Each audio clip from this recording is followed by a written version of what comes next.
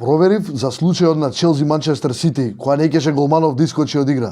Дал сте знаеле дека играчот си има секое право да не сака да ја напушти играта.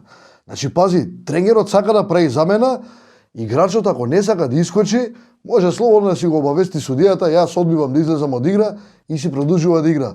Дури у случај да е повреден и да искоче надвор од терен, значи може да се зинати, да ги зафркне неговиве, да каже не сакам ја замена, ќе си останам во игра и тоа е. Сега, у културниот свет, мислам дека тоа горе-долу може да помине играчов да надвладее, али нека проба тука некој македонска лига да не ќе искочи, кој ќе влезат и тренери и заменици на шамари на клоци, да видите како се искача одма.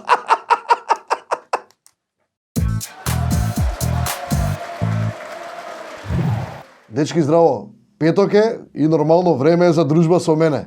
Сакав да ја почнеме оваа емисија со една минута молк во чест на навивачите на Реал Мадрид, али пошто кратко ни е времето, ќе оставам тоа како домашна задача да си направите еден таков сеир. Сите што гледавте Лига на шампиони овие вторник и среда, а верувам дека сите гледавте, мислам дека убаво така ви дојде на душичката што испадна ПСЖ. Јас барем до сега не сум сретно човек што ги сака или ги почитува, нит па навива за нив, али од друга страна има многу што навиваат за Реал, меѓу кои и многу мои другари, а и многу од вас што коментиравте тука. Ако памтите, кога правевме прогноза за кој ќе помине, Манчестер Юнајтед го погодив. Сега и тогаш спомнав дека сакам ми иде некако на Ајакс да кажам, ама ептен не бев толку храбар. Мада дечките одиграа за сите пари, ги треснаа од земја овие кралевите сега што се, па се они нека му ја мислат за догодина како ќе го реновираат тимот. Сакав да воведеме и рубрика Глупак на неделата, ама ме предупредија дечки дека не било многу културно глупак, така да ќе го крстиме Лузер на неделата. Мислам дека ќе се сложите со мене Серхио Рамос.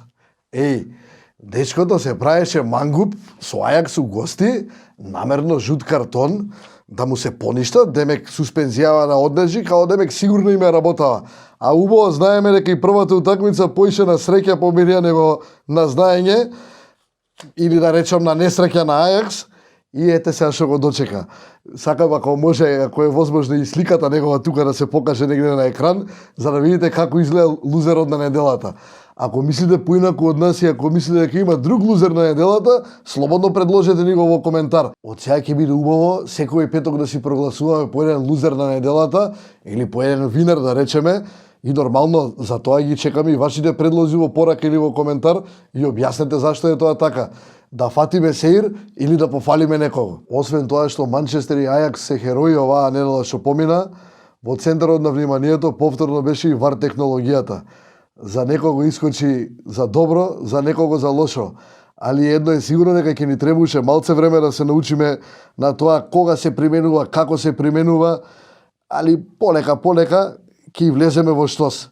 Јас сакав да кажам, читав да ви кажам многу интересни фудбалски правила, што мислам дека ретко кој ги знае. Знаете какви работи има? Дали сте знаеле дека можат капитени на две екипи дури играат, кога ќе заврши прво полувреме, да се договорат дека нема да има пауза меѓу полувремења и да си почнат одма да играат.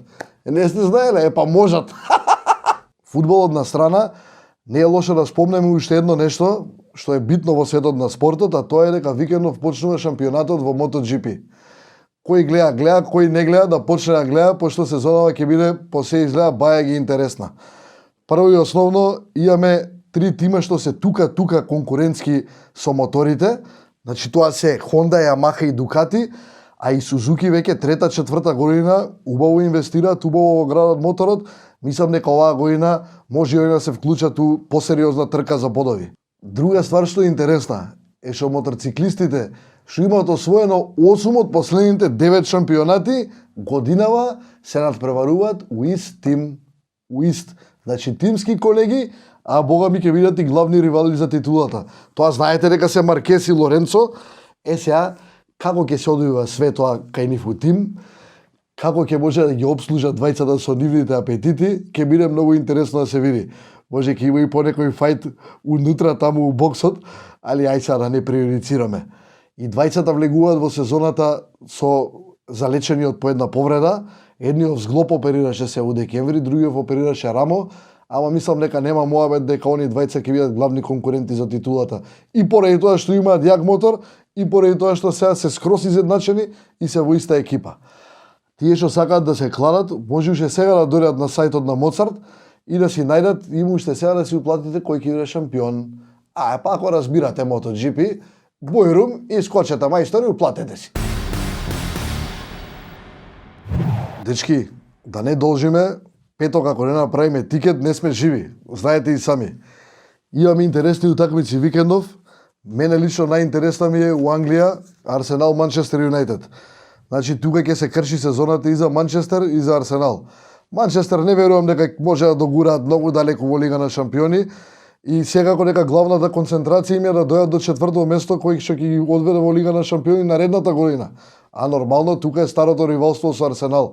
Сега фановите на другите тимови ќе им се насмеат малце пошто до пред 5-6 години се тркаа за прво место, сега за четврто, али како и да е ќе биде интересно. Значи Арсенал Манчестер, ја си најдов туку убаво коефициентче, ќе си ја ставам 1 плюс прво полувреме и 2 плюс второ полувреме. Мислам дека тука нема што да калкулираат. И едните и другите им треба победа за да направат исчекор напред. Друга што ја пекирав ми е Челси со Вулфс. Недела од 3 сат. Тука мислам дека Челси ќе сакаат да искористат од дуелов со Арсенал и Манчестер некој ќе остане со куси ракави и да се доближат, односно да останат у битка за четврто место и они. Ова ќе се изиграм кец и 2 до 4 гола. Полека ќе се вратат на патека Челси. Англичаниве другиве не би ги пипал да ви кажам право. Ќе се префрлам. Еве ми италијанциве.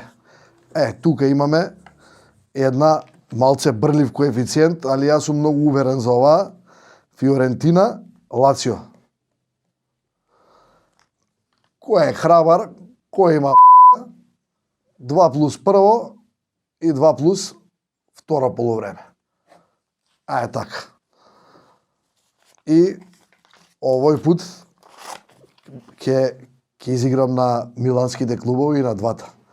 Значи Милан после подугачко време прв пат се најдува пред Интер на табела и мислам дека ова коло и они ќе сакаат да останат напред, а Интер ќе сака да задржи чекор за нормално градски престиж.